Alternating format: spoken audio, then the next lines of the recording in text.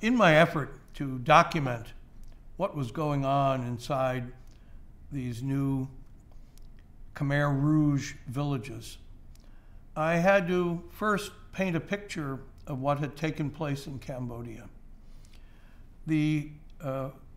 Cambodia had been ruled by Prince Si Hanouk, a royal descendant of the former king, who was part of the non-aligned movement and who was endeavoring to keep the war out of Cambodia, but also was assisting and supporting efforts through China and Vietnam to supply the Viet Cong and the North Vietnamese when they hid in Cambodia.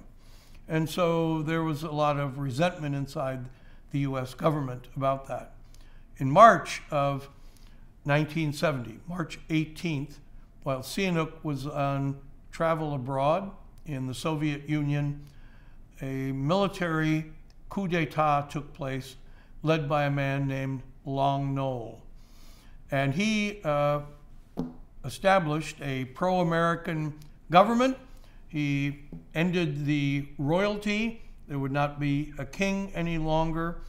And he turned to the United States, and our government was prepared to provide him advisors, military assistance, albeit on a limited scale, but he was now going to be battling against communists in his country and would not want to let the North Vietnamese or Viet Cong have sanctuaries inside Cambodia.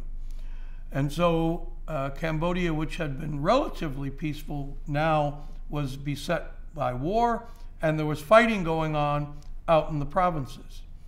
In the provinces, there was an organization known by its French acronym FUNC, the Front Unifié Nationaliste Kampuchea, or the United National Front of Cambodia.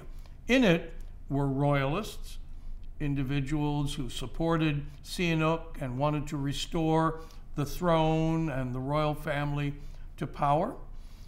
Secondly, there were non-communists who opposed the military government and wanted to go back to a more open society, but one that didn't have the military in control.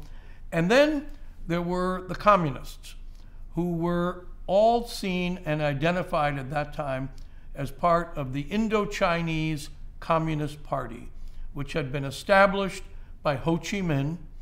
And the belief was, and it was accurate to a point, that this was all run out of Hanoi. In fact, Henry Kissinger, when he negotiated with Le Duc Tho and other Vietnamese about the war in Vietnam, they also negotiated about Cambodia, because it was the belief inside the US government that Hanoi called all the shots in Cambodia for all the communists. So there was an old line Indo-Chinese Communist Party made up of Cambodians, but who were part and had allegiance to that movement. But what no one knew was that within that Indo-Chinese Communist Party, within the communist movement, there was a new secret element that was led by a man named Saloth Sar, who had been a school teacher and who had been radicalized, and later would be known as his revolutionary name, Pol Pot.